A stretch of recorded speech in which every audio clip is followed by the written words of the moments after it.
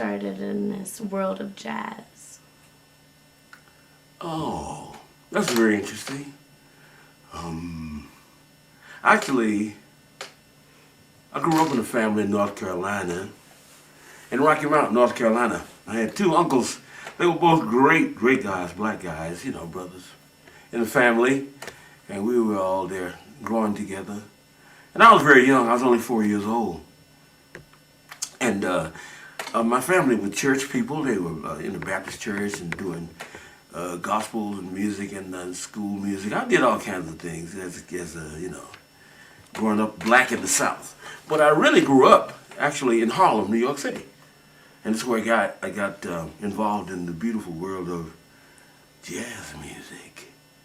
Because coming from the South, if you'll pardon my expression, all the people in Harlem, most of the blacks, Harlem is by way of Georgia and other Alabama and other Georgian states. I mean, you know, it's like most of the black folks that live in Harlem came from down south anyway. So I'm used to that, yeah. But I was raised in Harlem, which has a more cosmopolitan idea as far as even growing up in Harlem gave me a great exposure to cultural values that a young black musician should have in this country.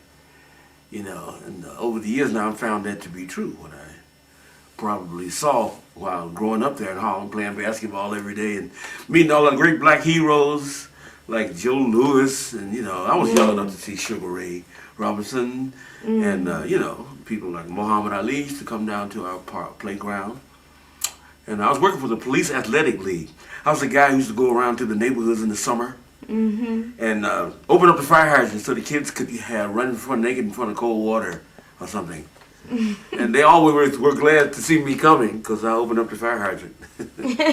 They called me PAL, Police Athletic League, PAL. I was working with PAL. So they had the thing in the ghetto where I grew up, not the ghetto, but projects, we call it, right in uptown Harlem. And but I came from a pretty good, well-to-do part of Harlem, you know. And I was seeing all these jazz musicians and people who are some of the really great heroes. Like, you know, for a young 11-year-old guy who wanted to play jazz and going around to seeing, sneaking in places like the Apollo Theater. And I would see some of the great artists, you know, even in the R&B field, people like Aretha Franklin, all the famous people in Harlem. And the truth is, the Apollo Theater was the seat of black culture and fame for the artists in Harlem. And there were some great people that came out of there. I just finished reading another version of the book. Great stars. All the great people that we know in the world of jazz and rhythm and blues, including Cannonball Adderley, Miles Davis, Dizzy Gillespie.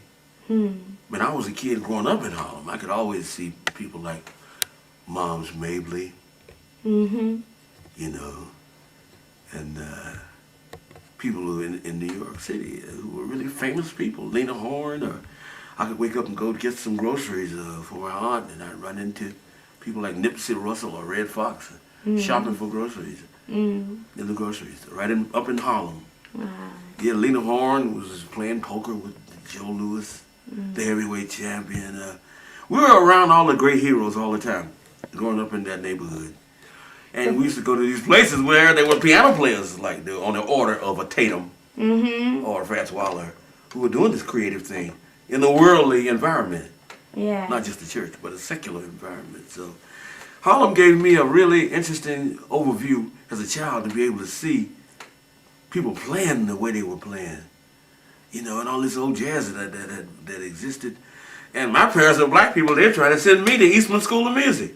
You know, that's like saying, I'm black, right? You know, and I like K-Ham, radio, FM. And you're a white guy and you said, no, I don't like K-Ham. I said, you're white. And then I'm supposed to be the one to say, you know, I said, he's a white guy, he don't like K-Ham. He said, it's not hip enough for you. And I'm a black guy, and I'm saying that I like the classicism and the conservatism of the violins and the way it sounds, because the music is an FM commercial type of radio, which I like, and I learned a lot from hearing the violins and the French horn. You know, and I listen to K Hell a lot. And white people don't like you. A white guy doesn't like it. He says, "Oh, that's too stiff. I really hear some James Brown or some Otis Redding or something." Anyway, we're talking about jazz as related to American culture. And I grew up in Harlem thinking thoughts like these and wondering about the people who sang these tunes and how they evolved and what New York did. Who was Miles Davis? And how come Sugar Ray Robinson is the only boxer that can ride around Harlem with Ray written on his license plates? He had his own personalized license plates. I mean, extravagant heroes of people in Harlem who were really heroes to us, as well as Nat King Cole, Duke Ellington, Count Basie, all the greats who were already well established. You know. Anyway, starting back in North Carolina, I was playing the piano at age 4. My uncle used to put me on his lap, and he would do things like tunes in E flat. Everything he did was in E flat. So he would take my fingers and put them on E flat. Yeah, everything I played was E flat. When I put my thumb on a G, index on the B flat, and then my forefingers always on E flat. I don't know where I end up there, no matter what I play.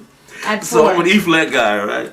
My uncle plays in E flat, and he's I have 2 uncles. My uncles, we call him Uncle Glee, Glee. He's a piano player, see? And he plays this, and he teaches me this is the first jazz song I learned, and it's called The Nearness of You. Jazz music.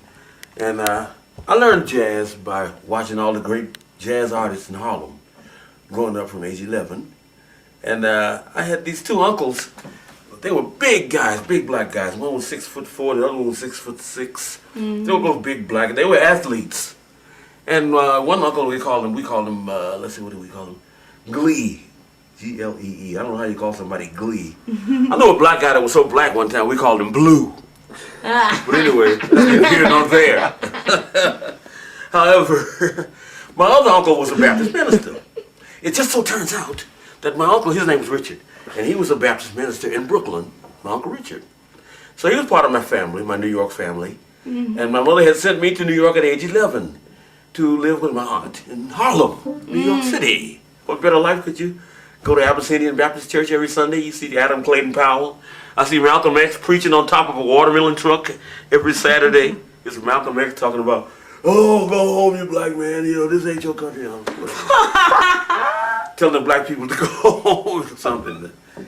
And I used to see everything in Harlem. The Apollo Theater was my hangout. We'd sneak in at 11. We'd sleep through 5 movies just to be able to see James Brown's 12 o'clock show. So it was a rich culture growing up in New York. It just so happened that my uncle, who I was talking about, my other uncle, the Baptist minister, Richard Gay was his name, Richard Gay. He has a master's degree from Shaw University in North Carolina. And was a football player, and was a star football player for Shaw. And he was the assistant minister of the Baptist Church on Nostrand and Putnam and Nostrand Avenue, the church that was in Brooklyn. My uncle was the assistant pastor of the church, and Max Roach was going to that particular church. Wow. And so I ended up getting the kid with Max Roach. I know my uncle put a good word in because I know my uncle, because Max Roach was going to my uncle's church, see, to pray with Abby Lincoln. And they were married and everything. And he said, "Yeah, Max is one of my, flock in the Baptist church." Because he came from down south in North Carolina just like the rest of us. Yeah. I'll tell you a little bit. So did John Coltrane from North Carolina and Dizzy. So Joe Bonner is like a little grand poop butt to them. I'm just a little, dropping the bucket to these guys. They're real old guys who knew jazz. And I just discovered it through coming to a musical family. So my uncle just takes my hands and puts them on the keys, and he says, "Come on, little boy, you 4 years old, sit on my knee, And so it was, the first one was The Nearness of You, and the other one was These Foolish Things Remind Me of You. And in my family, that was kind of like secular. How old were you then? Well, I was about 4 years old when my uncle started putting me on his lap every day, and then would say, putting my fingers on the notes, and they all turn out to be E flat. In the key of E flat. You know, if I played a B flat or a G and put an E flat on the bottom, it was E flat. No matter what I did, it was still E flat. So he had me doing all these different inversions of E flat. And he was teaching me piano. And then he got, finally, he really got me to, I was only 4 years old playing jazz. Wow. And I can play it right now, just like I played it when I was, in fact, I probably played better when I was 4 years old than I will right now, but I played better then, I'm sure. You know, to be creative about it. But here's my version of my uncle's version of the first jazz song I ever learned.